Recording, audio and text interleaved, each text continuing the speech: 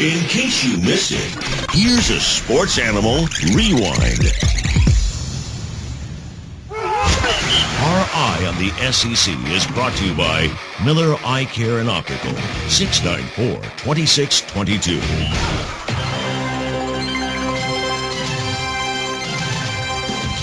We're previewing every team in the SEC in spring football practice, winding down to the final few.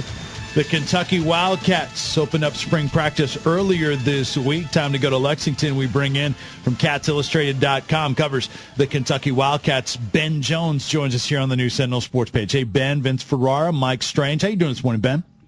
Doing pretty good. How about you guys? We're good. We've got a lot to try to squeeze in here in a couple minutes with you, but we'll start with this Kentucky team in terms of early enrollees with that 2013 class. Are there guys you're curious about that slide in and going to be a part of spring practice? Yeah, there are 3 new guys here. There's one true freshman who enrolled early. It's quarterback Reese Phillips, who probably won't be a factor in the starting quarterback competition, but, could be a candidate to be one of the backups, especially if they decide to move a guy like Jalen Whitlow, who played quarterback last year, out to wide receiver. And then there are 2 big-time junior college additions. So Darius Smith is a defensive end, 6'6", 260 pounds, one of the highest-rated guys at this position in the country. He's the guy that you expect to come in, start right away on the defensive line. And then tight end Stephen Borden, who's the son of the former professional wrestler by the same name, who's a tight end / wide receiver. He'll probably make a contribution this year also. What was his wrestling name? I'm not sure, actually. I'm not a big pro wrestling fan, but I know it was a big deal when he signed here. Okay. What's the atmosphere, the style, whatever, just the buzz about Mark Stoops and a new staff at Kentucky? There's actually a lot of buzz, a lot more than we've seen in any spring here in a long time, and I think they've done a really good job just of keeping the momentum going since he's been hired. You don't usually talk about momentum during spring practice for a team that was 2-10 the year before, but ever since Mark Stoops was hired, they've kind of built on that every few weeks with another piece of news. A couple weeks after Stoops was hired, they brought back Neil Brown, the native son Kentuckian who's going to be the offensive coordinator here, and then a few weeks after that, they had a big junior college signing day. Then it was announced that they're going to do a $110 million update to the stadium, and then they had signed the best recruiting class in school history. One thing has kind of led to another, and people are really pretty excited to see what happens this spring. What's the offense going to look like under Mark Stoops? Neil Brown is a spread guy. He was a wide receiver here under Hal Mumme, and he's been the offensive coordinator at Texas Tech for the last 3 years, so that will give you an idea of what to expect. It's not the same spread that Hal Mumme ran. There's a lot more run game involved in it, but it's not necessarily a Dana Holgorsen-type run game. There will be a lot of passing, but they'll probably be setting up the run game with that. Do you have any feel for how the returning personnel fits that, or will we see new people, particularly at quarterback?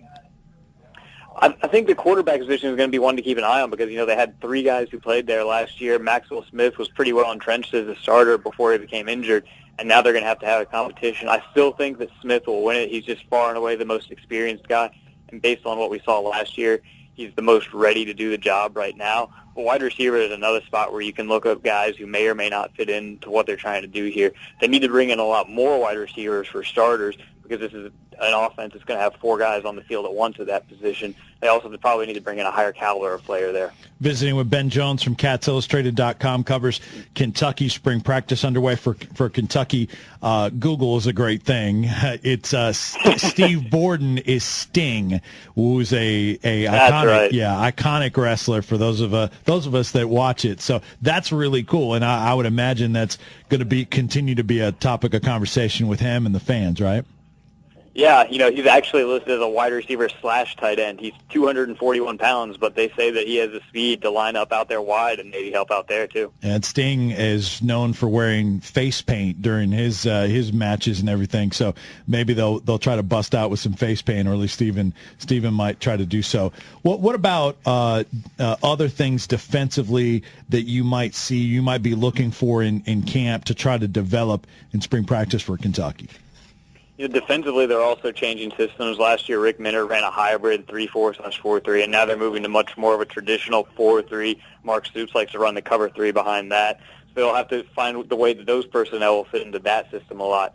There are a couple of defensive tackles who are probably a little bit too big, probably going to have to cut down a little bit of weight, or they might find themselves, out of a job at this point. Guys like Mr. Cobble, who was listed at 340 pounds in the spring roster that we got earlier this week.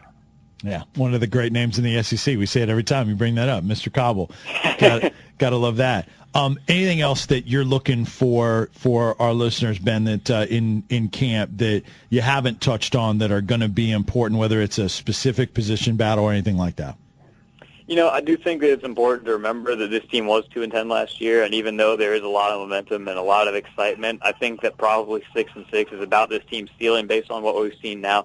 That might change based on what we see through spring practice and then the fall camp, but at this point, I think if they were to go from 2 wins to 4 or 5 and stop, doing things like maybe getting beaten 40-0 at home by Vanderbilt, then that would be a good step forward for the team this year. All right, good stuff. You can follow Ben on Twitter as well, as we've got. You can find his work catsillustrated.com. Also here as you can continue to learn about Kentucky, and we will talk about the entire league and preview all the teams in the Southeastern Conference. Ben, really appreciate your insight. Thanks so much, and we'll talk to you again soon. Hey, thanks for having me, guys. All right, that is Ben Jones joining us here on the New Sentinel Sports page.